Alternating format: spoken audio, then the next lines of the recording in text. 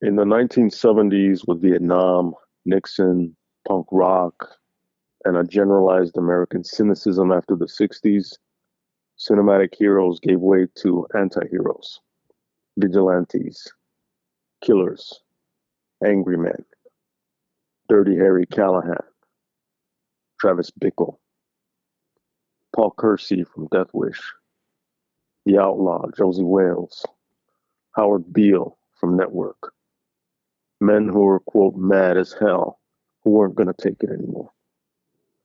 But with Steven Spielberg and the blockbuster, there was a countercurrent to the culture that craved an anti hero.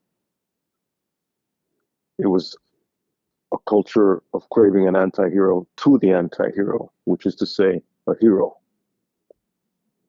It craved an underdog who could pull himself up by the cliche bootstraps and overcome. And we got Rocky. He was a precursor to the muscle-bound, steroid-addled Rambo that Stallone would later play, or the many Schwarzenegger characters, big, bold, American mass culture heroes. And by the time we got to Rocky III in 1982, we got a confluence of 80s pop culture figures who will ultimately break out and influence the decade. And so tonight, on Watch This with RickRamos, we talk Rocky III, Rocky Balboa, the character and the film, and the rest of the franchise. I don't think there's a. I think there are very few characters in American cinema that have grabbed the attention of the public in the way that Rocky Balboa has. Um, Love it or leave it, love it or hate it, whatever you want to say. Rocky is iconic. Rocky is something that speaks to the culture of America in a weird way. It is part of the definition of who we are and what we see ourselves, or at least what we want to believe we see ourselves as. The Like you said, the underdog pulling himself up by his bootstraps, um, persevering, the loser that is given the shot, the one shot in a lifetime to prove oneself. Um, when you sit down and you go back through a character like this, a series like this, you're gonna, if you're at least being honest with your artistic, uh, your artistic beliefs and what you see on the screen, a lot of what you see is going to be probably difficult. I don't think it'd be possible to over six films and then the two Creed films afterwards, which we're not going to really get into, but maybe might touch on. Um, there is a there is just a complete lack of being able to sustain quality. Um, Last week we talked about Rocky and we talked about Rocky II, the John G. Avildsen directed first film, the Sylvester Stallone directed second film. The rest of the films in the series, with the exception of Rocky V, would all be directed by Stallone. And I think the angle that I want to come at with this thing, with this thing that we're doing, is to look at Rocky as a artifact of the 1980s. What it says about the 1980s, the Reagan era, the Cold War, economic depression, and then Rocky's not rebirth but salvation in 2010 or so, however, whatever year Rocky Balboa came out. Um, a few months ago, we did an episode on the Nightmare on Elm Street series, and what I realized was we were looking at two good films. The original Nightmare on Elm Street, which was genuinely scary, genuinely disturbing in many respects, and Wes Craven's New Nightmare, which I thought was exceptional. The problem was with the films that came in the middle that were really pretty bad, but which set a template, which set a foundation that made the final film possible. And I have to say that this is the same thing that I'm feeling here. Rocky, a film from 1976, best picture winner, nominated for best director, best score, best actor. I think it might have been nominated for best screenplay as well. But a really good time for me because there's a level of sentimentality there that sells out to it. That's not typical for this show between the two of us, but it's my take on it. But watching Rocky II, Rocky III, Rocky IV, I realized how much better those other films are, Rocky and Rocky Balboa, because of the dip. It's weird. Rocky could have stood by itself as this film that spoke to the culture of the time, the 1970s. As you say, the need for an anti-hero against the anti-hero. I think that's pretty much sums it up. And Rocky Balboa would be the summation of the whole character and the story, and it should have been. It really should have been the end of it. And Rocky Balboa is good. It's a great time for me. Number one, it checks off a lot of what I love in a movie. You know, I mean, sure does. It's almost unfair to go over it because it's I agree. I think you judgmental fuck. It's it plays to exactly what I love in stories. Not to say that that's the only thing I love in stories, but regret, sadness, loss,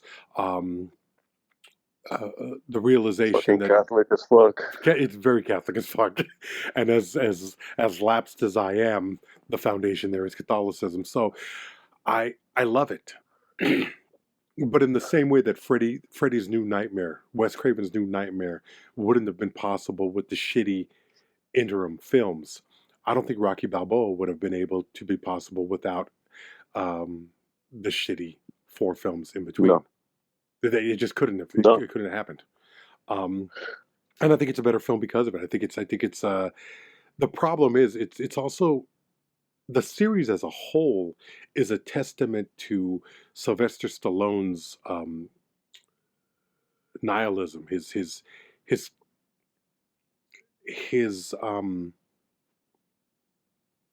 building of his own mythology and his desire to hold on to that hero role. I don't think that's nihilism, though. I think that's his own fucking like romantic nostalgia for the thing, you know. But it's like it's. I mean, if you look at Sylvester Stallone's career, he's primarily known for 2 characters: Rocky Balboa and John Rambo. Yeah, I mean, yeah. You know, 7 times he's played this character. 7 times, no, 8 times. 8 films he's played Rocky Balboa. He's played John Rambo 5 times. There is something about going back to that in stories that should have been left where they were. They should have ended where they ended. It would have been fine. Right, so like a zombie film at that point. Yeah. You really are reaching. So it's what were you gonna say? I mean, yeah. What I was gonna say is that in the sense of like, in the way you have the Dead series, with Rambo, you kind of have like these different versions to include like the Taliban version or whatever, which you get a little bit of this in Rocky IV in terms of like the Russian thing, which we'll get into. But it's actually like, I see this more like the Star Wars saga, but without the problem of evil. I think Star Wars does a bigger and better job with using the whole series as a basic. It uses each trilogy as one act in a 3-act huge fucking epic. Where, as I said when we did the Star Wars episode, go back to the fucking archival. Just punch in Star Wars to the search engine. Punch in fucking Star Wars and send us money to buy me a coffee. I'm gonna do that now, but I'm gonna also do it later. it it does that where it's like it plays the theme, it does variations, and then it replays the theme with another character where Hmm. it switches the role to now Luke Skywalker is fucking the Yoda character. It does that here. Rocky does that. It's Rocky's doing well. Before I even get into that, a couple things. It's like it's interesting because if you compare it, if you look at the overall saga of Rocky, you have a dip in the core over the course of however many films, 8 films or whatever, if you include Creed as like a an addend as Yeah. like appendices to that, there's a dip in quality in terms of like, I mean, look, I'm not all about the first one. If you Hmm. heard that episode, you know. Um, Yeah. the dip in quality, though, it's interesting where the dip happens in quality is where in the overall structure of the series, there's a rise in the dramatic arc. Because once you get into the stuff we're going to talk about today, that's when shit really starts like getting crazy in Rocky's life. That's when the stuff really, really, the stakes are really, really raised in Rocky's life. Because early on, um, it's that hero's journey, but it's also the life cycle of a fighter. So when a fighter is coming up, there's no as all he has to do is go up. I mean, that's difficult enough, Hmm. but he doesn't have the same stakes in terms of what he has to lose, which is what happens when you get to the top. You're getting older and you have to maintain that position. So in terms of like hero's journey, it's there's the call to action. Rocky gets that. There's the denial of the call. Hmm. There's the girl. It has all the elements. There's the guru, the Well, that's what I trials, which said. is It's his paint by training. number. It's really paint by number in Yeah, so many ways. absolutely. The ordeal is the prize fight. The reward is the first one. He goes the distance. Part two, see part one. It's basically the same thing, except this time the reward is he wins the title. Hmm. Part three, similar, but now he faces the underdog because he's already made his ascent and now he's at the top. He's facing the underdog, but then what happens? Spoiler alert! Spoiler alerts abound here. He loses the guru.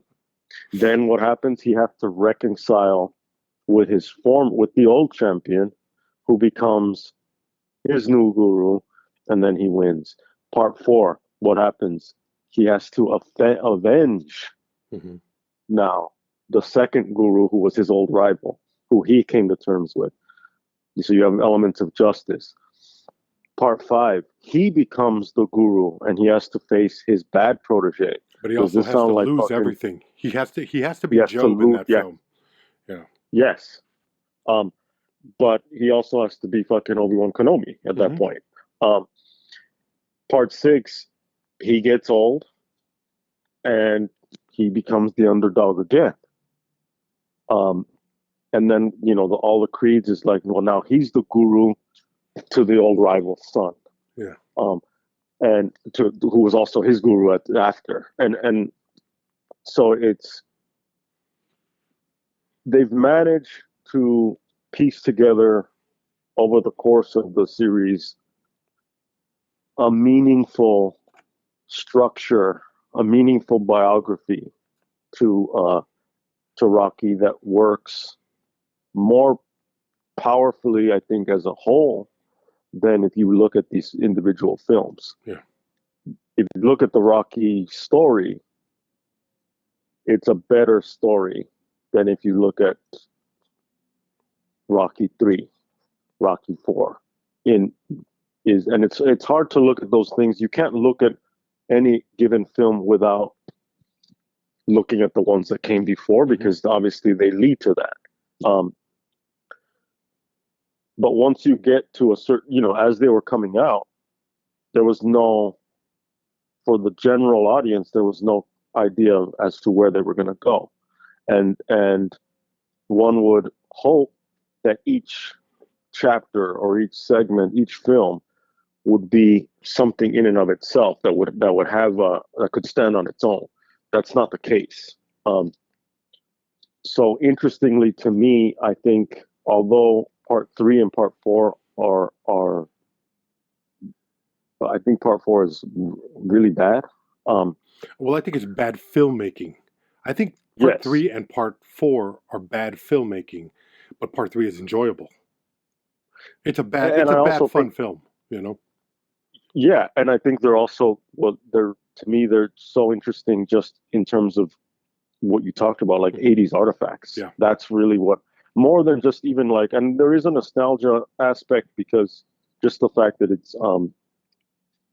it is, there's a nostalgia to, because the 80s are so like, certain decades, I think, lend themselves to nostalgia for a certain way. And I think the 80s with its gadgetry and Hmm. video games and all this bullshit. And I mean, obviously, like also I'm a kid at that point. Um, but I think also the 60s lend themselves to nostalgia because of these ideas of what people what they were struggling with in terms of culturally and these changes that they wanted to make and how they felt that the world would go. Now the 70s, Rocky again is an artifact of, as a countercurrent to all the fucked up shit that was going on in the 70s, um, which I prefer the aesthetics of the fucked up shit Hmm. than the sentimentality of the Rocky. But we've already talked about that. Well, So yeah, but the thing about it is that you're not being fair to the film itself. It's that it's not. This is not Taxi Driver. It lives in that world. It kind of it looks like it in a lot of ways because of the 1970 because of Philadelphia in the 1970s, the poverty, the broken downness of it. But it's a fantasy more than anything, and it's I sure. don't think it's fair to fault it on that in that respect because it's not as gritty as you want it to be. No, it's just not as good. I'm faulting it because it's just not as good. It's its own movie, but I Well, mean, I mean, Star Wars is from the it's 70s and it's its own thing, and it's not Taxi Driver, but well, it's yeah. good for what it is. Well, that's the thing. It is good for what it is. It's uplifting. It's heartfelt. I think that the character, at least in that first film, is very honest, and I think Stallone brings a certain level of both sadness, pathos, and a desire to prove oneself, which is something that pretty much we all want. We want to make. I think we all want to know that we have a purpose in this world and that we're doing something that lives up to that purpose and um, a certain level of recognition for it. But it's Sure. more. It's more that he needs to prove it to himself. He needs to know that Yes. that his life is worth something. It- and yes,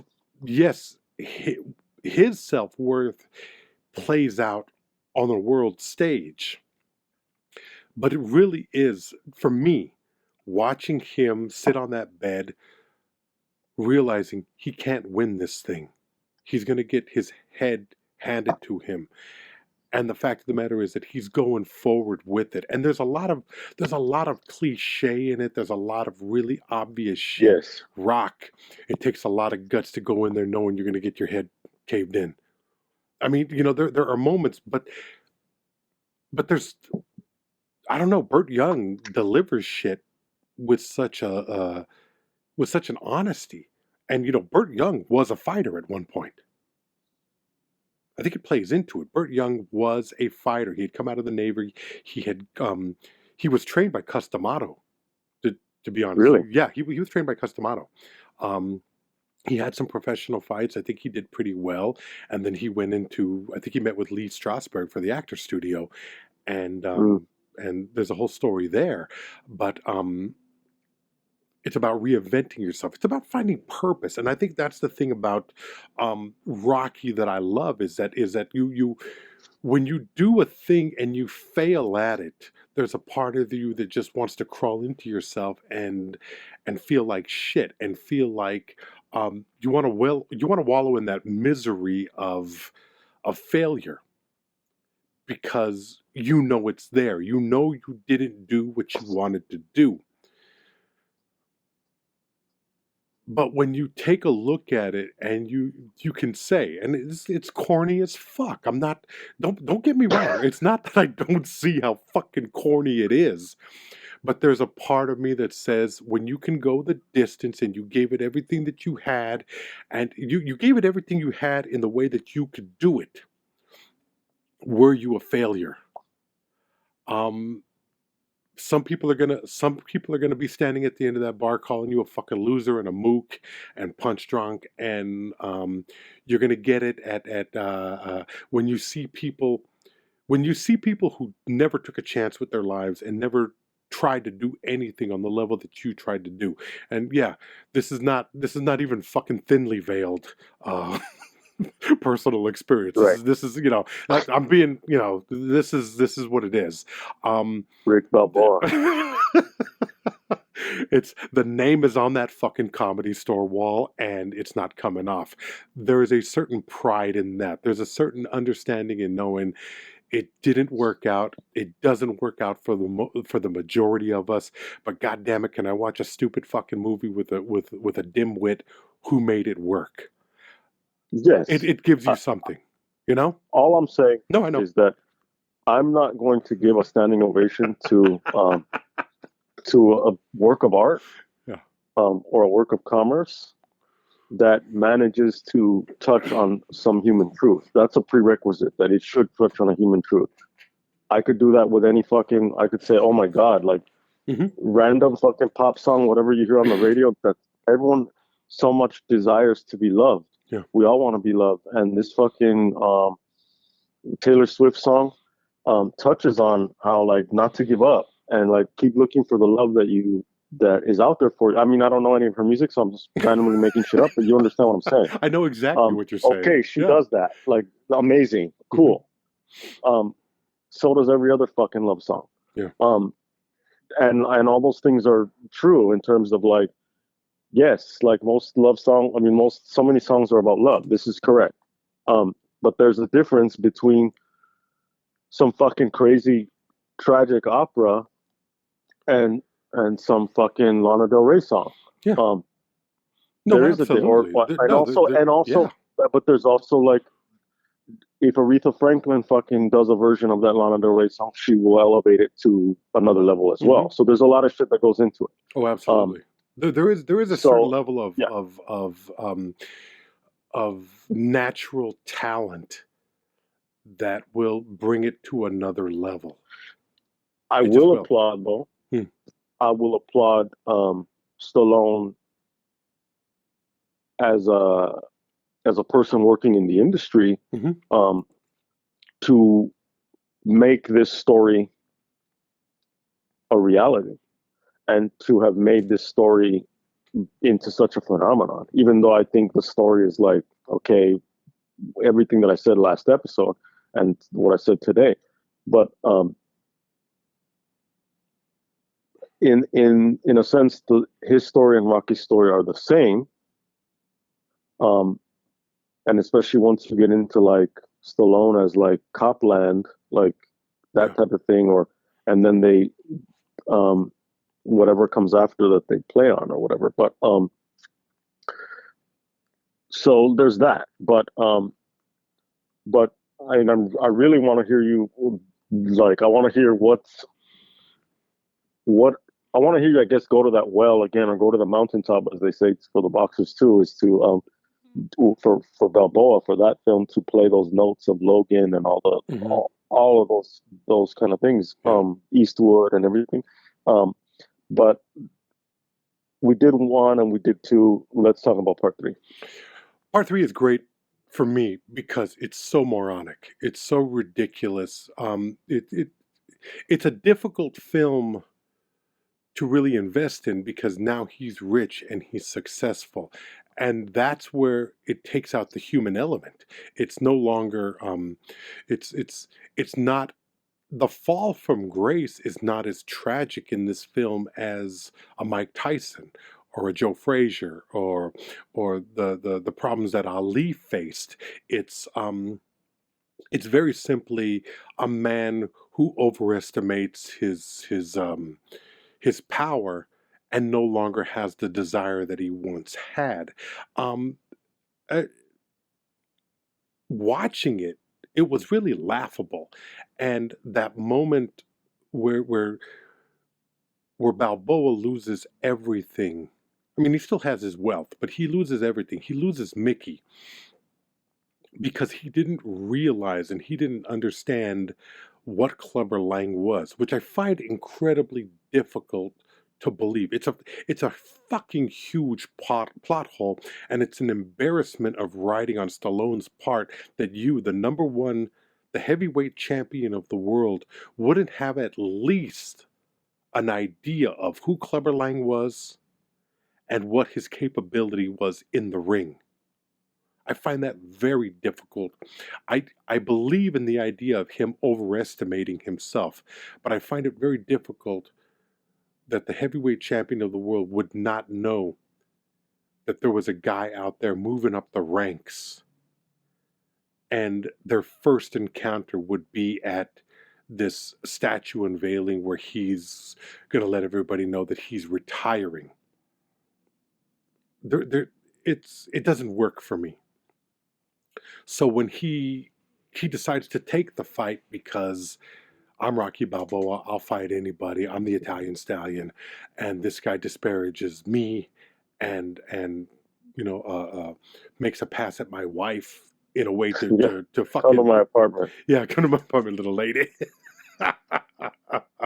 You want it right now, So, but for Balboa to not know is fucking ridiculous. And to not know that the fighters that he was fighting were maybe good fighters, but not up to par. I think it glosses over a lot of things that maybe if Stallone had really put more work into a script, he could have built up the idea that Balboa had lost touch with who he was. They do it that he was that insulated from the boxing world. I just don't buy it. I mean, they attempt it with a montage, and that's what the Rocky films got to be known for. They got to be known for the fame montage and the training montages, which as far as popular cinema is concerned, I don't think anybody can top the training sessions. I mean, they're iconic as fuck. Yeah, exactly. They're definitely that. The editing, the cutting, the different types of training that he's doing, plus Bill Conti's music, very powerful shit. But it just doesn't work. It just doesn't work on so many levels because it's he becomes a character that I just don't buy that he would not have known. He would never have seen this guy. He would not know that Mickey was protecting him to this degree. So, and in a weird way, Mr. T is great with very little to. All Mr. T is the menacing, violent black guy. What'd you say? I said is Mr. T. He's Mr. T. All Mr. T is Mr. fucking T and everything that comes with that. And then you said menacing, violent, and black. Yeah. Mohawk, fucking gold chains, and feathers hanging off his, it's ridiculous. It's a ridiculous character. But that's the icon. Yeah. That's what he would become. Well, yeah. Like, that's an icon of the fucking 80s. Like, he's one of those Mount Rushmores of the 80s, one of those faces. Well, that's the thing, is that people don't even, I feel bad for people. I feel bad for kids today because they didn't have a Mr. T. Mr. T, and I say that with all sincerity, Mr. T was a phenomenon. He came out of nowhere. He was a bodyguard, I think, for Ali and another boxer. I can't remember who. He won a contest as the toughest bouncer in America, and I think he was bodyguarding somebody. Stallone went to see the person he was bodyguarding, and Mr. T said, "No, you can't come in. You don't give a fuck who you are. You don't give a fuck if you're a star." And there was a level of arrogance and toughness there that Stallone said, "This is the guy that I need to be the foe." And I think when you watch that there is never a moment where Mr. T seems not on edge. He is a powerhouse of anger and toughness, and he's frightening in this movie. If you ran into Mr. T, I don't know that you would be quick to say anything to him. This is a guy that you would probably let, this guy could brush up against you. He could scuff up your new shoes. He could, he could spill a drink on you. You're not going to fucking say anything to Mr. T. And I think as you watch this movie, you understand how Mr. T would snowball into B.A. Baracus on the A-Team, how he would turn into this lovable but gruff and tough character. I don't know if there's a Mr. T. I don't know who he is. All I know is that he, Conan O'Brien, if you've ever seen it, it's one of my favorite comedy bits that I've ever seen. Conan O'Brien and Mr. T go apple picking. Have you ever seen this? You've never seen this. It's fucking ridiculous. They're in an apple orchard, and Mr. T starts yelling at the apples, and they start falling out of the trees. He's pitying the apples, the fool. Conan O'Brien climbs into a tree, and he won't come down, and Mr. T's yelling at him. It's just fucking ridiculous. But it's that whole persona of who he is, and he's terrifying in a certain way. But he's symbolic of a certain kind of struggle. He is that guy that comes out of there. There are guys like him that are that tough and that beat down by life and that broken that they need to approach the world in that way. Yeah, you have to be assertive. You have to. And so go ahead. And so when you said in last week's episode you wanted Rocky to lose, to see where Mr. T comes from, to see how he's working out in the Clubber Lang gym versus Rocky, where it's all a circus. Yeah, I want Clubber Lang to win. Clubber Lang deserves it. Because Clubber Lang is Rocky without the privilege. Yeah. He's who Rocky used to be, except meaner and tougher and just angrier. And black. I mean, that because we talked about how like race wasn't touched on in the other ones. It's touched on in this one because it's touched on because when he goes to train and he goes to fucking Richard Ramirez 1980s fucking Skid Row, LA. Yeah. It's very much a thing in this film. Oh, it is. When they play it up, they play the fuck out of it, don't they? Yeah, they sure do. There's Jerry Curl juice and fucking sweat all over that fucking screen. Don't tell me that fucking like these guys are coming from Philly with their New York accents. Yeah. Coming from Philly, thinking that fucking that area wasn't cultured or whatever, and it's like, motherfucker, you're from Philly. Yeah, exactly. Don't go pretending. All right, so you were saying, yeah, there's no way that they come from Philly and they're gonna make that commentary. So it's but when you watch the film, it's like this weird kind of, I don't know if it was, you know what, it's weird because I was a kid. It was 1983. I was about 8 or 9 years old when I saw this movie. So you're not thinking about the racial elements of a film at that age. At least I wasn't. I was, but there is something 40 years later problematic with watching one black man work against another black man in lifting this white man up. I mean, you can't ignore it. And I don't know. But what's the problem of like, why is it one? And I just want clarification. Yeah. Why is it one black man lifting up? Because this is the argument that you're going to get from, let's say, some right winger who's progressives, like society. Yeah. I mean, or I'm coming from a specific. The question is saying like, well, we're all individuals supposedly, right? Yeah. So, how is it that it's one black man, even though we all know that, but it's like not that we agree with it, but I just want to know one way or the other. But one black man helping lift a white man up against another black man, or is it just this is one character lifting up another character versus another character, It's both of another those person? things, but you can't ignore the racial element of it. You can't ignore the fact that, you know, would would the black community embrace Rocky Balboa in the way that that boxing gym does at that moment? Um, uh, how would Apollo look doing what he's doing? I mean, all of that shit plays Especially, into it. I mean, really, especially, hmm, really what? no, I mean, because you could, I mean, I can hear Paul Mooney right now just calling Carl Weathers and Uncle Tom in this movie.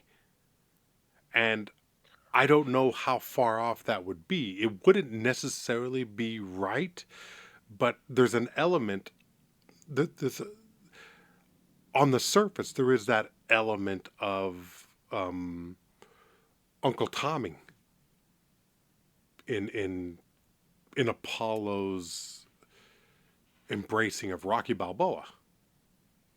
Well, especially if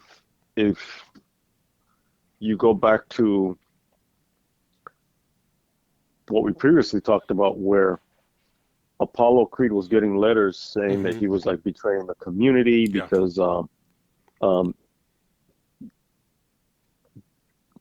because he wasn't really like um, living up to the standards as a champion, etc.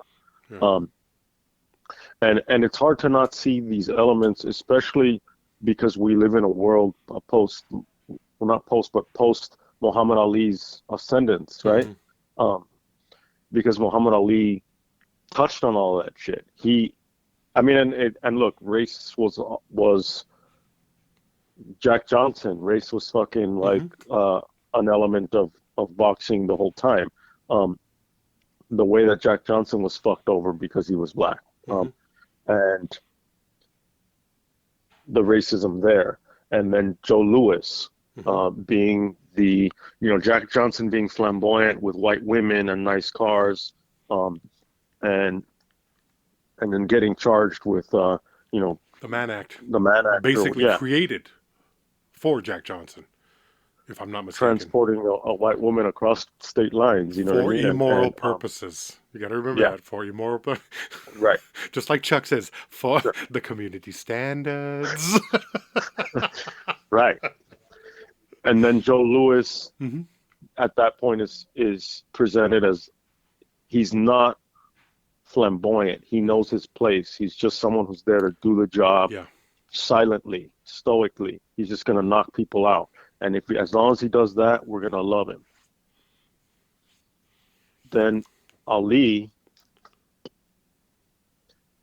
comes out, interestingly, like this is kind of like all this is swirling around kind of RockyIII in terms of like its confluence with wrestling, because Ali takes note of um,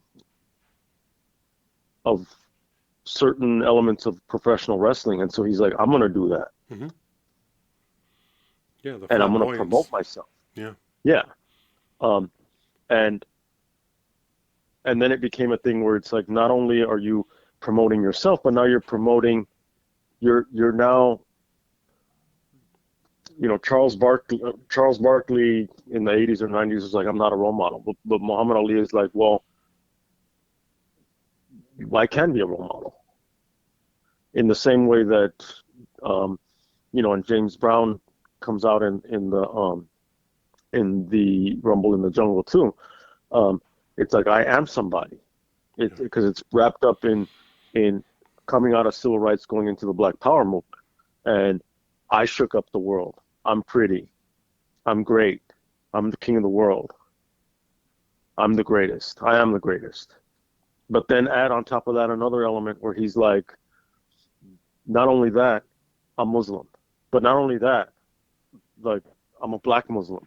which is already like this fucking separatist organization, and it's all, all that. Then on top of that, I'm not gonna fight. I'm not gonna fight in Vietnam. So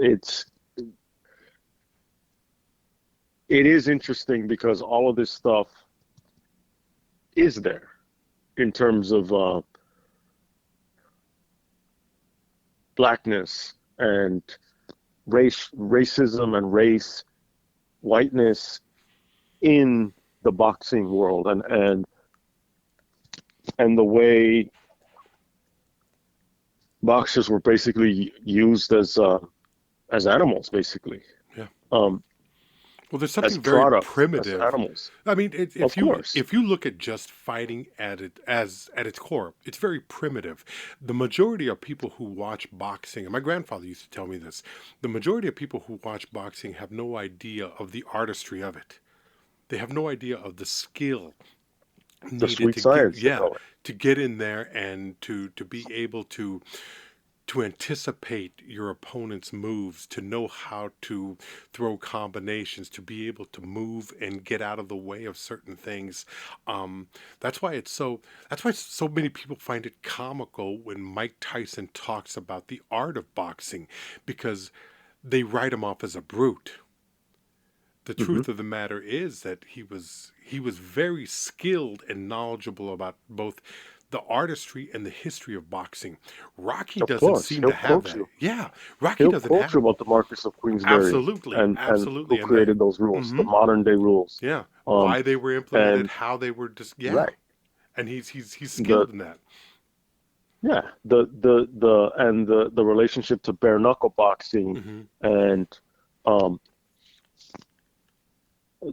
putting being in a, it's like the Fight Club thing, but you put a line in chalk on the floor, and that's the scratch, and you have to come back up and make it to scratch. Yeah.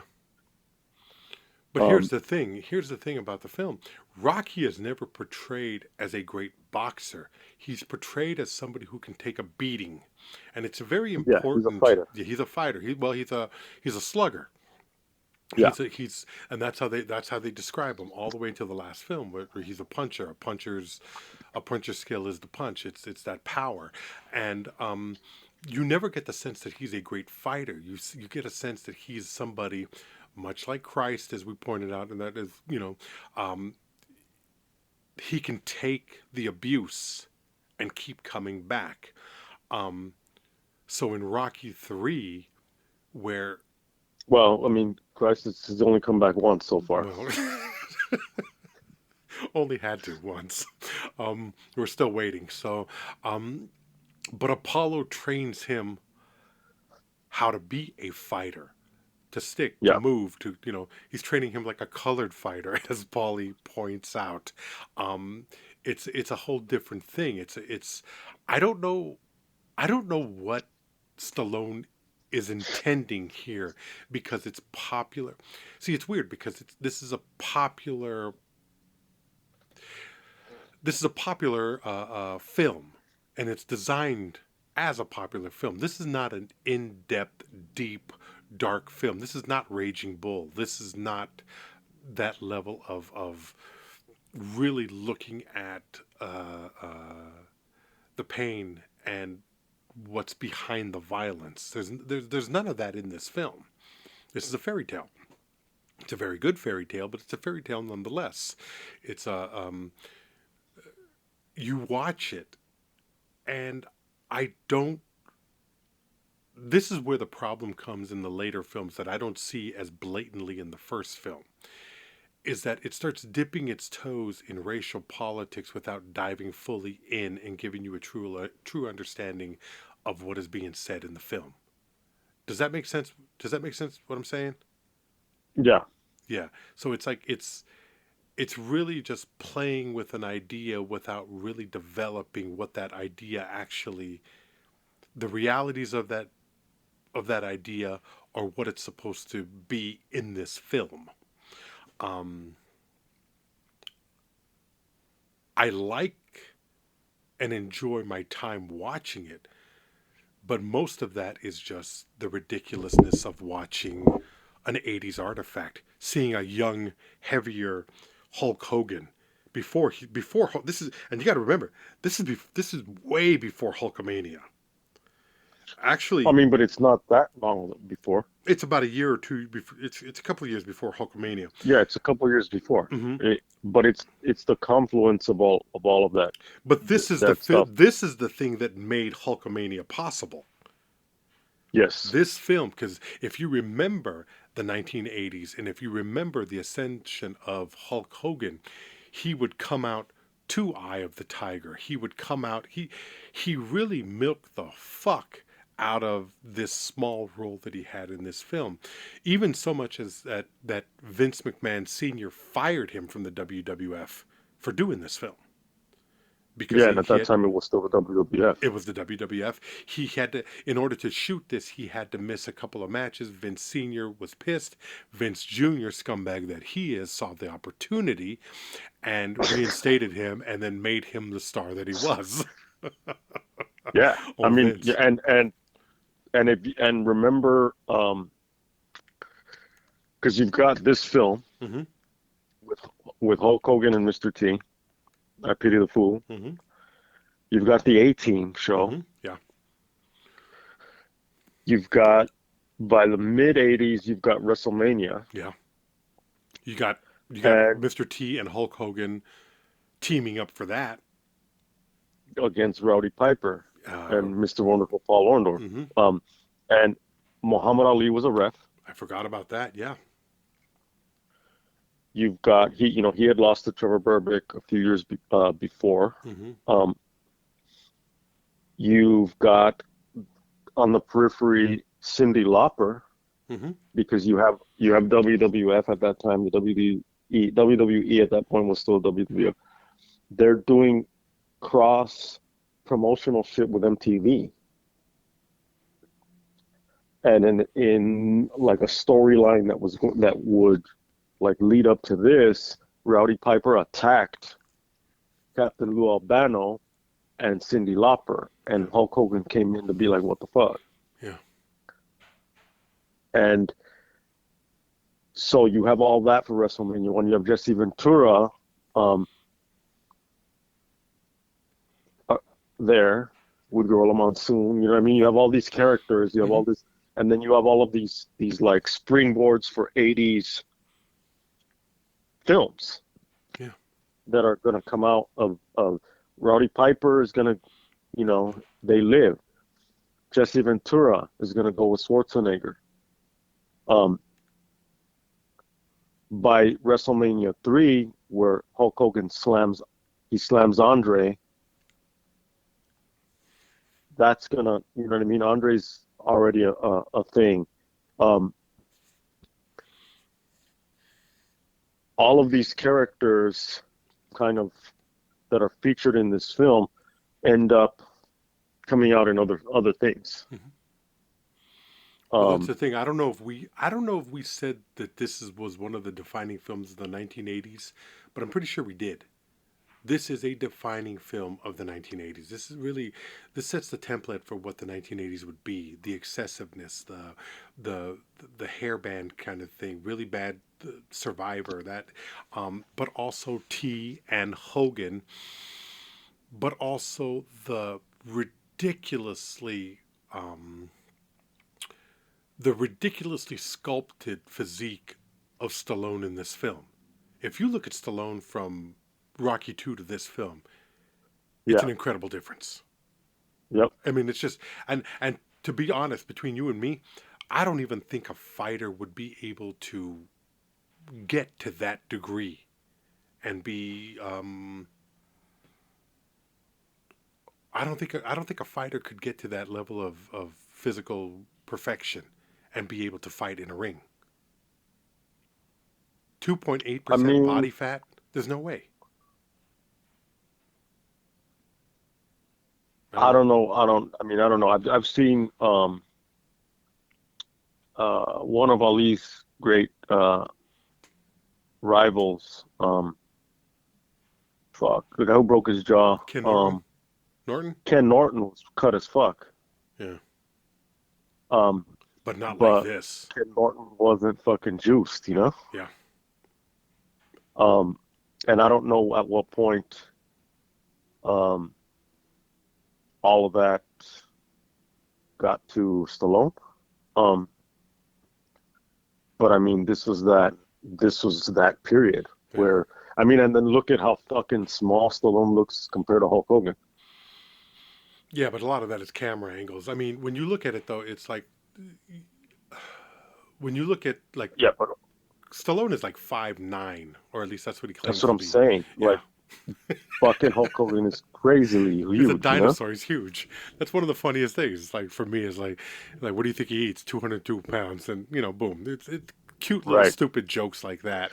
Um, A lot more humor in part three. well, they lean into it heavily. They lean into the humor really heavily in the third film, and to a degree, the fourth film. Um, I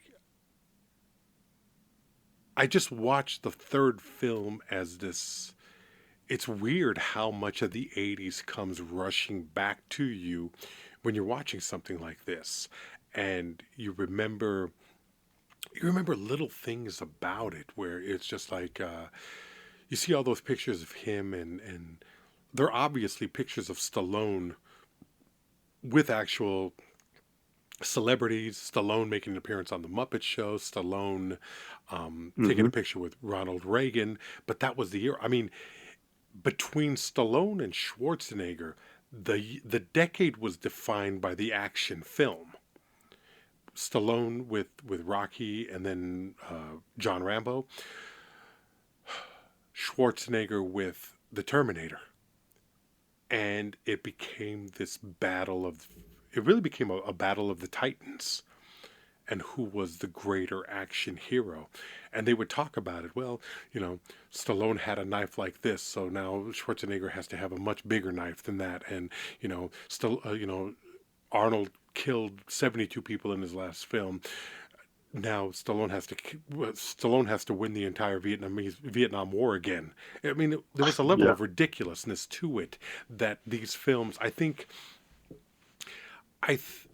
there were good films that came out in the 1980s, but it was a period that was just awash with shit. And this film kind of leads the pack.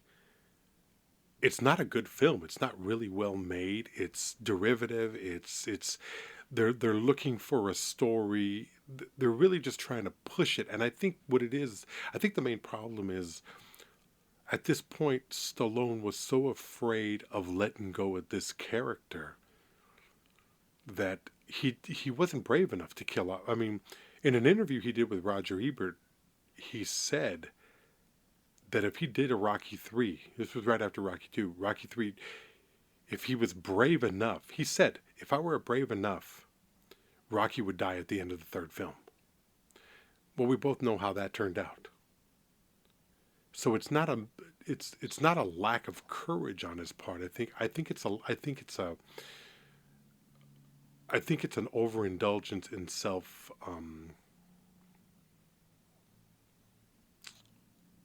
self-importance.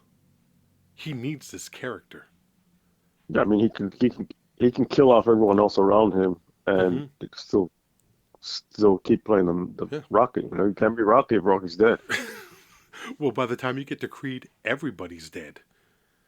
Adrian, Apollo, Mickey, Polly, everybody's Yeah. dead. You know.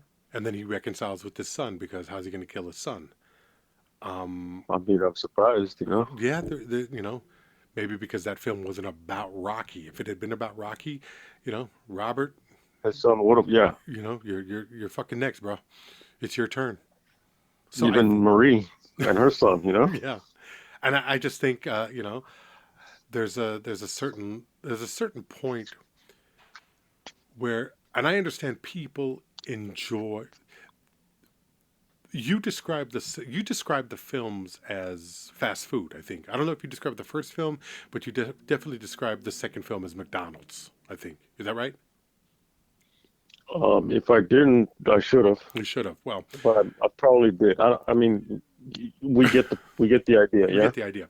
For me, this is where it becomes McDonald's. This is where it becomes so bad for. I mean, the second film has redeeming qualities for me. That being Burgess Meredith, and I think Carl Weathers' character is more fleshed out, and I think he's more. You understand him a hell of a lot better. I would love to have seen At that film least, from Carl Weathers' perspective. That would have made it a yeah. I better mean, film. that's a different. Yeah, I think that would have made it a better film. Yeah. But the thing is, at least, I mean, the first one was already fucking. The first one was a Happy Meal. At least this time, you get some kind of weird fucking toy in the box. Um, I could see that. I could. I don't agree fully, but I'm leaning towards it. It's better. I think it's better than you want to give it credit for. But you're entitled to your opinion, and I respect your opinion of because course, I know it's it comes from a good I place. know it comes from a place of cynicism and misery, which is a good place. I think it's not the worst place to It be. comes from an undisclosed location. Um, Somewhere in the heart of it, somewhere in the heart of Skid Row. But that's the thing. So like when you get this film and Rocky comes back, it's hilarious because Eddie. I sent you I can't believe you never saw Eddie Murphy Raw. But when Murphy is talking about how this film affects white people and Italians in particular, and he says, and he starts going into that Italian accent, which I think is fucking dead on perfect. I think it's incredible the way he was like, "Hey, I'm gonna fucking tell you a little secret, okay? Rocky wins in this one." As if there's any moment where there's a thought that it could go otherwise, you know? Um, yeah, I love that. I mean, the movie is worth getting made just for Murphy's bit on it, as far as I'm mm, concerned. I think it's just I love that shit. But you watch it and you think this is just dumb. This is just fucking ridiculous. I mean, it rivals the fucking Top Gun fucking Yeah. like volleyball. Um, Well, that's another thing. is I, that I was wondering if we were going to bring up the homoeroticism of it because those shorts and those tank tops are way too fucking short. You know, those midriffs. Are you fucking who does that? Was that the 80s? I don't I mean, that was the remember. 80s. Running in slow motion and then getting into the ring at the end of the night where you could see they're fucking oiled. They're oiled up for a friendly fight at the end of the movie. I mean, there's a level of That's a narcissism in this mouthful. movie. Yeah, Haha. but I love it because it's so stupid. I love it because it's moronic. Now, when you get to the fourth Yes. film, it's like, let me get this straight. Rocky's going to win the Cold War. Get the fuck out of here. And I watched Well, it I last mean, night. It was why not? embarrassing. Why And not? why not? Be Because there's a. because look, you're coming from a fucking part three, which is all fucking wrestling down, and Yeah. ultimately, like, I mean, Hulk Hogan won the fucking Iraq War against Sergeant Slaughter, so like, and I mean, or he would go on to, because that comes after this against part four of Rocky, but like, sure, why not? You know what I mean? I Like, don't know if I hate it more because it's a story that's being told seriously, like I'm supposed to believe it, or the fact is that it's it's a lot of people's favorite in the series because America comes out on top because you're an American, goddammit. That you're a fucking patriot, and that's what it's got to be. We got to defend ourselves. We got to show these fucking Russians what it's all about, and we're gonna do it in the ring. And that's supposed that Rocky wins the Cold War. I'm sorry, get the fuck it's a out of here. Cold I War can't. propaganda pop film, Yeah, but it's so and badly done. It's so it fucking was badly done. crazy. I'm interested because I'm watching, like, I rewatch it from today, right? Yeah. Not, I didn't rewatch it today, but from today's Hmm. perspective. And so, what I find interesting is that looking at it from today's perspective politically, Yeah. interestingly, this was part of the Red Scare post World War II, right? So now, if you look at right-wing populist culture, on the one hand, right-wingers hold socialism and, cultural Marxism, which means Jewishness, like behind, that's the dog whistle behind it. Yeah. Especially when you get into like George Soros and all that shit. But you listen to like the Jordan Petersons and these people that's like socialism and postmodernism somehow and wokeism, that's the threat to Western civilization. And they're afraid that the left is socialist and it's going to turn this country socialist and blah blah. But then on the other hand, they're able to look at Putin and Russia as one of the last bastions of this white nationalist Christian European culture, because of it's got the strongman leader, it's anti-trans, anti-woke stance. In their minds, it's not sullied by Muslim/African immigration the way they see Western Europe is. So there's this kind of weird look at it because, for example, going back to Ali said no Viet Cong ever called me nigger, something along those lines. That's exactly what he said. When he said he didn't want to go to fight in Vietnam because why should I go kill brown people over there if brown people over here don't have rights? Yeah. Today, or these days, Tucker Carlson formerly from Fox News, says, has Putin ever called me a racist? So you go from Muhammad Ali, no Viet Cong ever called me nigger, to fucking Tucker Carlson. Well, why should I hate Putin? Has Putin ever called me a racist? Well, when has Whitey not appropriated? I mean, that's Pat Boone, goddammit. Tutti frutti, baby. that's you're playing the hits. Yeah. And that's the thing. I mean, but it is weird as a cultural artifact of the 1980s, this hysteria, and it was real. It was very real. These were the feelings that people had about about the Soviet Union, and this was the era of Rocky IV, of what's that Milius film about the kids with the Wolverines? What was it? Red Dawn. Oh yeah. You had Mikhail Baryshnikov in the White Knights. You had these ideas of Russia and what it was over there, and you even had a Schwarzenegger playing a Russian cop in a Walter Hill film, Red Heat. Actually, a hell of a lot better than this shit. But I don't know, man. I couldn't take the film seriously. I couldn't watch it. I just felt like it was so. Yeah, I mean, Street Fighter 2, which was early 90s, fucking Zangief or whatever, you know what I mean? Like, there were you had like the Soviet, it was like a trope. Yeah.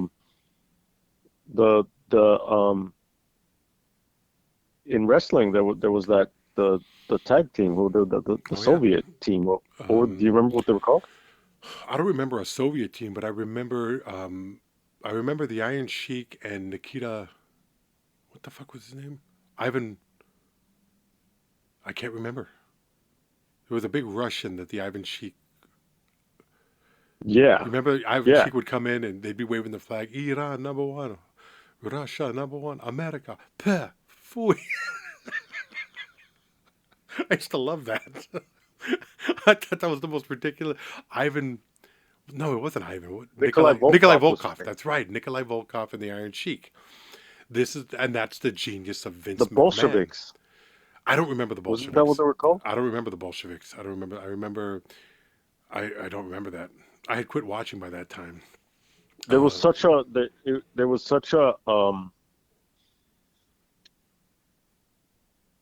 focus on racial tropes. Yeah. Tito Santana and Jesse the Body Ventura would always disparagingly call him Chico Santana. I remember that. And they were like the Pan Am connection. I think it was him and. Was it Rey Mysterio? No. No, because I think he was still with the fighting AAA, Mm-hmm. the Spanish, well, Spanish language, the Mexican, the lucha libre. Okay. But it was Martel, I think, Mm-hmm. who was his partner. Um, so there was just a lot of that. You know what I mean? It was, yeah. At one point, it was the Iron Sheik and Sergeant Slaughter when the storyline was that he betrayed the United States, and so that was like Iraq War. So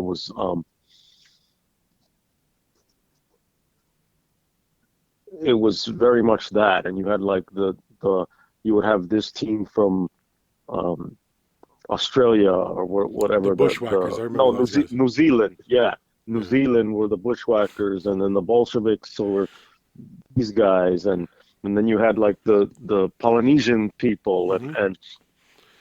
and it was always and we're all it was just like these characters. Well, they always played up the racial politics of it. The Samoans, Tony Atlas and Yes,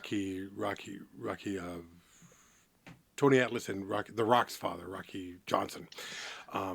Then you would have Harlem Heat and Booker T and that other guy. It's just ridiculous shit where um, it just played up yeah, on the and anger and Greg the the Hammer underlying. Valentine. Yeah, And he's like, you dirty black person.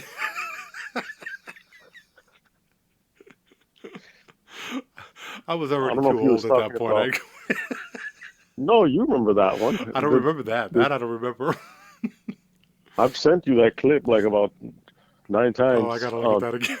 I don't know if he was talking about the junkyard dog or he was talking. All this shit is like coming back to me now as we speak. There was Or the he was talking about junkyard dog, and Coco then there was Coco Beware, Beware. Yeah, and then you had fucking you Coco had Beware. Virgil who was the fucking Oh God.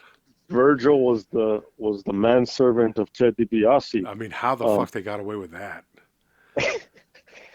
I mean, but this was that time Yeah, period, and so yeah. like, of course, Rocky Four is gonna have Dolph Lundgren, fucking B movie, who would be the B movie Return of the B star. movie star after that. Yeah, Um, yeah, I mean, this sets Rocky sets up so much of that shit. yeah.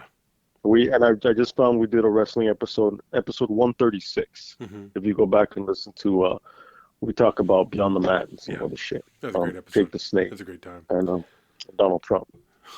Um, But yeah, but I mean, did you watch Rocky Four again for this episode? yes. That was hard. That was a hard watch. It was just it was difficult to sell out to that, to watch the fight at the end, and that was another thing. It's like I there's a certain point where you read. Did you read that article that I sent you that Roger Ebert wrote about? Yeah. Hmm. Okay, Ali. so Ali basically was saying nobody could take those kind of beatings. Nobody could take that, and I don't know if a film suffers from that or if that's what you want. If you want to watch your heroes get the shit beat out of them like that. I mean, let's be honest, nobody can get punched in the face that many times that hard in that short amount of a time. And it's just it's I like a certain level of believability. I like something that's honest and truthful to a degree. Yeah, the nature of cinema is going to exaggerate things and play up the drama, but there's a level of why was it something that why did that beating kill Apollo, but Rocky walks away from it with just supposed brain damage that miraculously goes away 16 years later for Rocky Balboa? I don't know. The fucking movies are ridiculous. Um, And Rocky gets smarter, um, smarter than he should be over time. yeah, I don't. I just. I don't have anything Rocky good to say about Rocky Four. Rocky's character gets smarter the way that the you always have issue with the film where the one directed by De Niro where the boy is smart in the beginning and gets Yeah, dumb as he gets older. yeah, Bronx Tale, What's it called? Bronx Tale. Bronx Tale. Yeah, Yeah. Um, so I mean the main thing about about Rocky Four is just he fights it's the trope of it's the Cold War. Yeah. That's it. And he wins the fucking Cold War. Yeah. That's it. We come out on top because Rocky takes us there. It's fucking moronic. Rocky V, he gets poor and he loses his soul and he wins it back. Fucking horrible film. I didn't watch it for this, but I went to see. I saw Rocky Balboa again, and that one I love. And it's not fair. It Of course really it is. isn't. It's it's like they made a movie just for me. It really, as But egotistical what? as Okay, moronic as that sounds, they made that movie for me. okay. So when they made this film for you, Yeah. is it that what I want to know is, Hmm. um, do you have other films that check off these boxes? These other films that touch those, they press those buttons for you.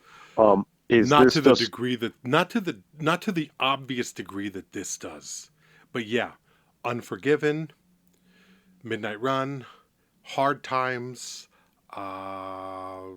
God, yeah, there are films that set up a character to be a loser and a failure or somebody that nobody or like with Midnight Run, it's somebody who does the right thing regardless of how much he stands to lose because of it. And he has to push forward because there's a code. To a degree, the Wild Bunch, knowing that there's a code. I think that's the main thing is that there's a belief in something that defines you, and I think that's the through line in all of the Rocky films that make you at least that makes his character endearing is that there's a code that says I have to prove something to myself. I have to give myself purpose. It can't just be I can't just move through this life randomly without there being some good. I have there's a weird kind of legacy that needs to be left that I have to for those willing to pay attention, you have to understand that I gave it everything that I had. okay? I get that. Yeah, So, does the wrestler do that for you? absolutely. But The Because Wrestler is I a don't. better film and it's a darker film and it's a sadder film. Yeah. It's And yeah, and ultimately, you know, mhm. But that's the because thing. I The Wrestler is not an inspiring um what do you call it? It's not a feel good film. You go to The Wrestler knowing that you're going to walk out of the like shit. This shit is hopeless. But you do walk but is away it with hopeless if he takes that leap? it's hopeless in the sense of the bigger picture of you can't win. It's hopeful in the sense that he does everything that he can to at least he gives it everything that he had.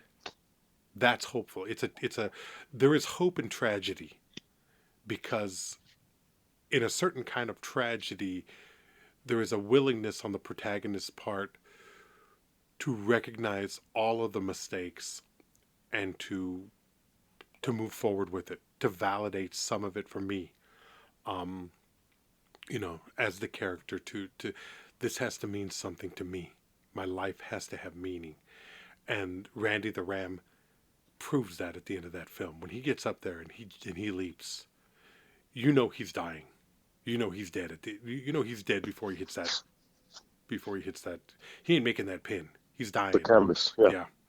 But he's going out doing the only thing that he's ever known and has ever cared about. And yeah. there's He something lives in inspiring that with that. squared circle. Yeah. But you don't walk out of it with the music dun dun dun na na na na na na, and you're Right. like, yeah, fuck it. There's a big difference in the success of Rocky losing, of Balboa losing in Rocky and Rocky Balboa versus the Ram Right. Because sacrificing Rocky's himself. that chicken shit that he couldn't even give his life for what he loved. I knew that one was coming back. Yeah, Stallone was that chicken shit because he loves the character too much. You want to talk about killing your babies? Stallone never killed his babies. He continued to make them into movies, and Yeah. that's a I mean, very. that's the. Mm-hmm. Go ahead. No, I was like, that's a severe disability from an artist. Yes. It's huge. Fucking yes. Mm-hmm. I mean, like with hindsight, we look at MLK's MLK Jr. His "I Have a Dream" speech, and it's like, oh fuck. But then you fucking listen to the Been to the Mountaintop Yeah, speech, and then you know that like we know what happens after. yeah, Um, it's a different thing. It's a different fucking thing. sure. And I'm just curious. I guess it's just, and look, like there was a moment where I too felt, and I was like, yeah, this is just fucking. This is the what the medium does. Mm-hmm. Because there was a moment where he's walking out and the music and everything, and you do feel like Mm-hmm. some kind of like level of inspiration. Yeah, There are moments. I mean, you can't escape certain elements of that. Um, if I don't know which event it was, but there's one of in wrestling where Aretha sang. I think she. It wasn't the national anthem. I don't even know what it was. It was America the Beautiful or whatever song it was that she sang. mm-hmm.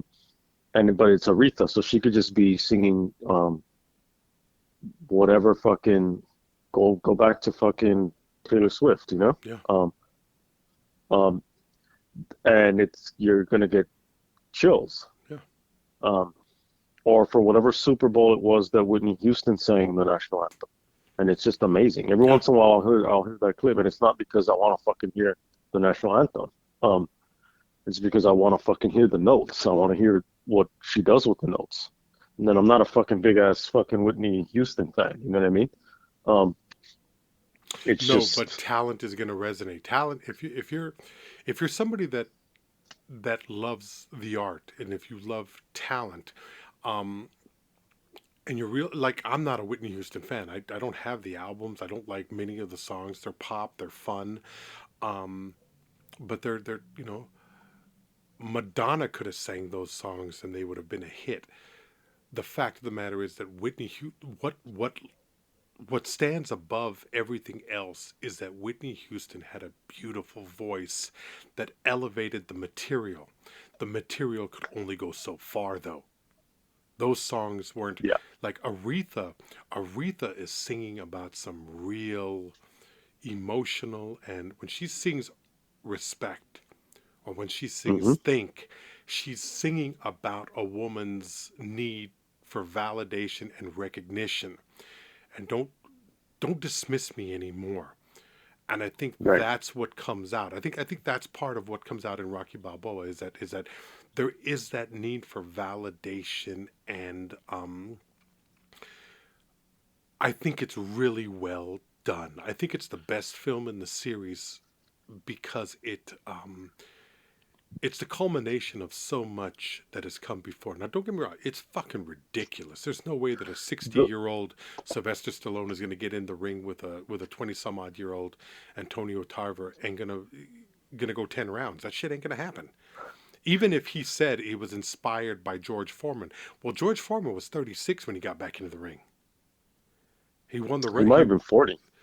he might have been 40, but he won the I thought he was either 38 or I thought he was 38. I thought he was 36 or 38, but he would go on to win the title at 45, and by all accounts, he was losing that fight. George Foreman just had the punch. And if you watch that fight and you watch George Foreman hit him, you're like, how the fuck did that just happen? I mean, yes, and But that's the that's power. crazy. And Yeah. George Foreman was able to remake. I mean, even that, it's like the thing is that Yeah. the George Foreman's thing is he was so Yep. menacing, right? Hmm. And then Ali, Ali who was humbled the him. underdog, Yeah. humbled him and took the rug right out from underneath him. And so Foreman had to basically disappear and then have all these kids that he named after himself and a fucking grill and shaved his head and fucking like became born again Christian and like a lovable character. Hmm. Um, Informed though is, and this is what's missing from Rocky Balboa, Hmm. um, is, and that's what this is what to me makes, and look, going back to what we first started talking about Yeah. in terms of the big picture, it makes sense because now it's like okay, the decline Hmm. as a resolution. As an individual film, it doesn't have, in the way that the beginning film, it needs more tragedy. In a big picture, you get you in the series you have all the tragedies because you get them all in the middle, and that's why I think as bad as the films are, at least they have people dying because that's where the stakes are for the character. Hmm. It's not just um, I mean, and that works. It can work in a novel, and it can work in real life where it's like, well, my enemy is myself. Um, in a film, and in this type of film that is a standard like plot structured film, you need more conflict, you need more drama, and you need stakes. You need things to happen. And that's why when you have people dying in part three and in part four, that's why it means so much more. And that's why if you know what happened to Whitney Houston and you go back and you hear her sing those notes and you hear all the life in those notes, and then you're like, well, she's dead, and she died tragically. Yeah. Um, it gives it another meaning. Um, and so it's like you only get the power of Rocky Balboa because all these other films came before and you know the Sure. story. Well, that's the thing with Rocky Balboa. I don't agree with you as far as you need the death in there, because when you there's something about going into the movie and now you're shocked at the fact that Adrian is gone. His world is gone. Um, and everything has been built up until that point. That first film is not so much a boxing story as it is a love story. It's about his courting of this woman and bringing her out of her shell, and his determination to prove something both to the world but himself and to her and winning her heart, and then the struggles that they have throughout the films, but his constant, her being his rock, her being that thing, and very very obvious, very paint by number, very I think Talia Shire is very good in all of the films except for the third film.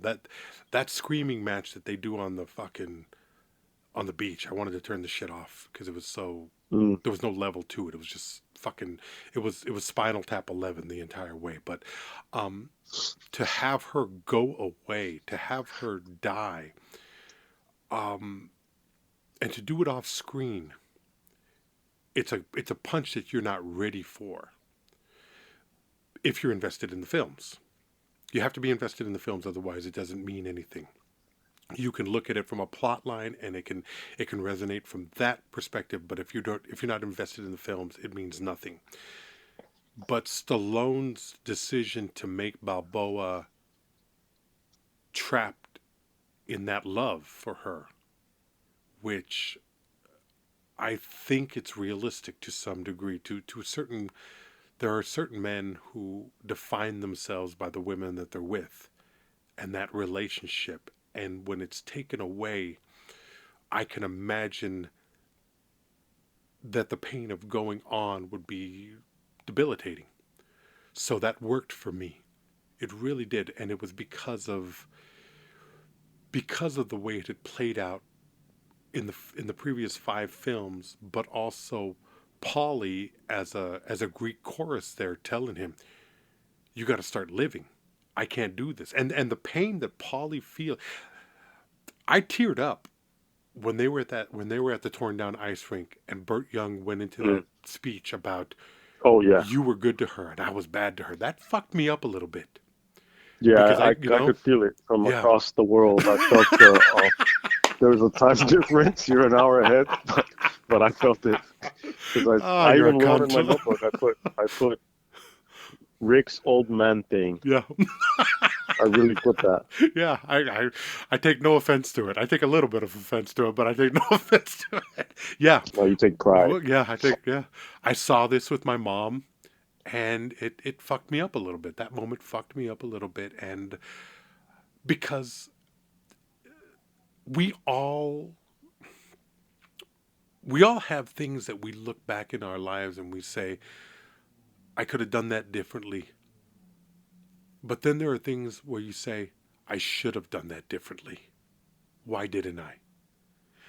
And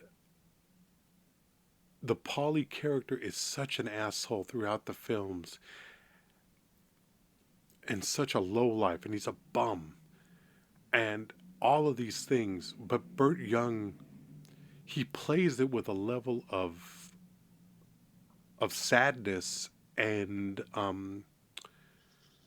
trauma, I guess, within his own. I mean, his life. He's not just lashing out. It's one thing to play a character that's just an asshole. It's another thing to play a character who you feel has been abused in some way. And that was the sense that I got from the Paulie character. I wouldn't like him. I wouldn't want to be around him, but there was a sadness to him. At least in the first film and the last film, he became a cartoon and a caricature in the in the um, in the middle films. But I think by the last film, the character was better written, and here you have a guy near the end of his life, working in the meat department again, just kind of biding time, just kind of being there, and that was a hard thing to watch because whoever you are, whatever you do, that's kind of where all of us we all get to that place. The path isn't exactly the same. The road it's a little bit different, but that's what it is. Here's a guy that's going to die alone. That fucked me up a little bit. The rest of the film, was just proving something. I thought it was a great coda. I really did think it was an excellent way to end this series. I wish he would have stopped here. But Stallone has some kind of psychological attachment to the whatever Rocky is in his life, and it's hard to not see the importance because it's what made him. Yeah, Rocky made him. Yeah. But there has to be a point when, by the time he gets to Creed, he's got cancer, He's fighting through cancer. I mean, it's fucking Job at a certain point, and it's like, how many times can, and in reality, you look at it, it's like, well, this is the kind of things that do happen in life. Your friends die, your wife dies, your kid becomes estranged, you get sick, all of it. But to see it played out over and over and over again seems somewhat manipulative. I don't know if not somewhat, it seems manipulative. I mean, it's a cash thing, Yeah. There's that part of it too. I don't know that he was like, and it doesn't need to be. It doesn't need to be like, oh, I'm gonna write out the whole like lifespan of this boxer. Um, or it doesn't have to be Star Wars. I'm gonna create this expansive fucking universe. Yeah. Or Game of Thrones or something like that. It's what it became, and it did. It literally took on a life of its own, Mm-hmm. and so at that point, it's like he allowed it to run wild like that, and that's what we get. But That's what we got. that is what we got. But as far as the series is concerned, the characters that it's created, it goes back. The Rocky Balboa goes back to the heart of what the original film was, and I think it wipes the slate clean of how bad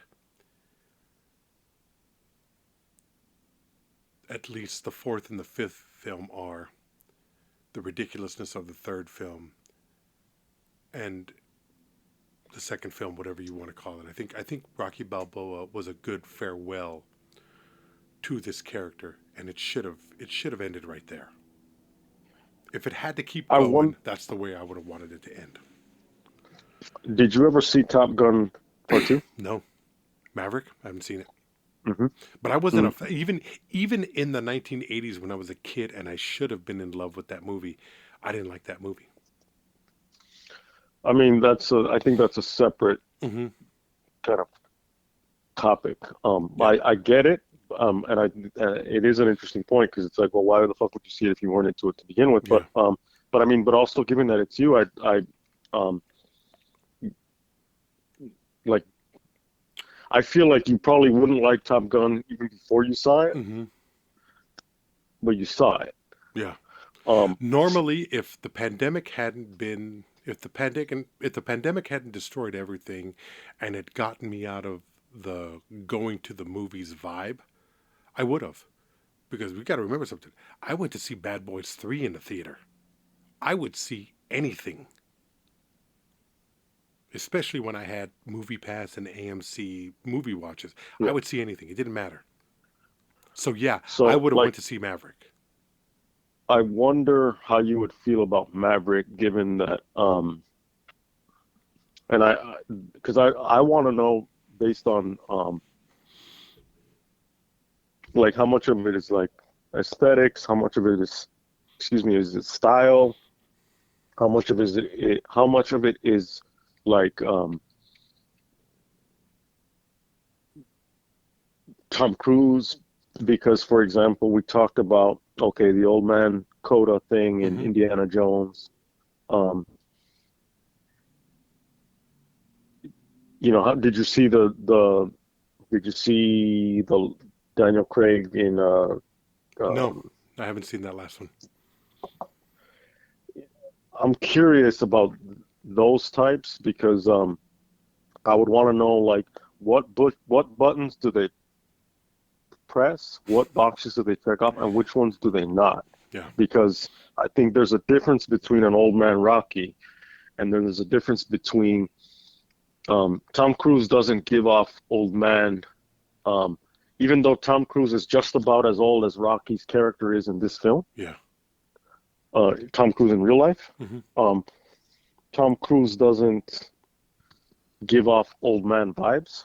Not at all. He's um, and I don't think I mean Tom Cruise is not an old man, but Tom Cruise is not young. Tom Cruise got to be Um, about 60, right. in his 60s. Um, So that's technically an old man. But Tom Cruise, in the roles that especially in the roles that he's playing now, he seems like he's going for an unacknowledged 40-ish thing. That's the way I yeah, read it. and he's also like still able to do that. Hmm. Yeah. Um, and he's still doing the stunts, and he's still that kind of Tom Yeah. Cruise. He's still doing that Tom Cruise thing. Um, so I'd be curious because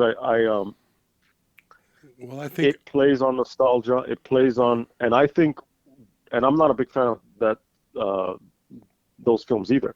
But I think for what it does, I think it does it in a certain.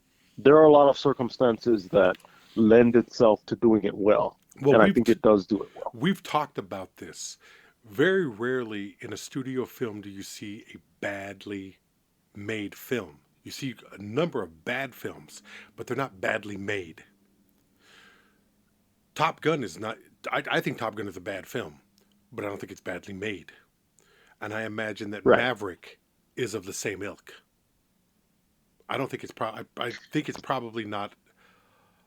It's definitely not a badly made film. But I would. It's a well-made nostalgia film. Yeah. But I'm curious about to to get into your reaction to it in terms of the old man, Rick's old man thing, as I wrote. I'm Um, willing to watch it and talk about it. I'll watch Top, um, and I have to yeah, watch Top I'd be Gun and then curious. Top Gun Maverick. So yeah, I would do that. Sure. Yeah. Yeah, you'd have to do that. But Mhm. even if you were to shit on it, I would just want to really get into, um, okay, what's the difference between this and fucking Clint Eastwood? And I Yeah. know there is obviously a difference between Clint Eastwood and Tom Cruise. There are a number of fucking reasons of differences. We all can basically see those. Yeah. But I really want to go through it, or Logan or something like that, Hmm. because it's like, what is it beyond just the notes that changes? And we know it's the vibe, we know it's the way they I play. think if But I, based on what I know about that film, I think it's the element of reflection. I think there's an element of regret in Unforgiven, The Wild Bunch, Midnight Run, definitely Rocky. There's an element of looking back at the past and saying what I could have been instead of what I was. It really is. It's an expansion of Brando in the back of that car saying I could have been a contender. And yeah, there's that there's always that what if. It's like I look at, I know a lot of guys in the industry who made it, who I came up with, and they made it. And if they didn't make it, they at least made a living doing it, and I didn't. hmm, And I can't help but wonder, because I also know them on a personal level, and I know a lot of them are not happy. And for whatever it's worth, I'm happy right now. I'm not doing the thing that I felt I was born to do, but I know that I went at it with everything that I had. At least I thought I did, and I'm happy now. 20 years is no thing to fucking, you know. It's not. You can't just roll your eyes at 20 years. 2 decades no, is you a can't. significant amount of time. Yeah. So I think if you talk about Maverick based on what I've seen of the previews and everything, that's the difference. I don't think Tom Cruise is. I don't know if Tom Cruise is capable of that. The only time I've ever seen him do it was extreme in Magnolia when he's there with Jason Robards and he's crying. I mean, it was extreme, but that was regret, and it was there. And from what I've read, there was elements of his own relationship with his parents in that scene. Paul Thomas Anderson writing it, Tom Cruise bringing it to life. You gotta, I mean, I love regret. I love sadness. I love being able to look back at life and asking, what if it had worked out differently, or what could I have done to make it work out differently? I don't know. We'll have to That's the find out. difference. I'd love to find out. Go ahead and let them know where they can help us out. Well, that was Rocky. We found out about that. Yeah. If you want to help us out, buymeacoffee.com/watch RickRamos. This one goes to Jeremy Sligoff. Thanks a lot. You're a long Thank you. time listener. You go way the fuck back. Buymeacoffee.com/watch RickRamos. We do what we do. You do what you do. Thanks for listening. See you next time. Thank you so much. Bye bye.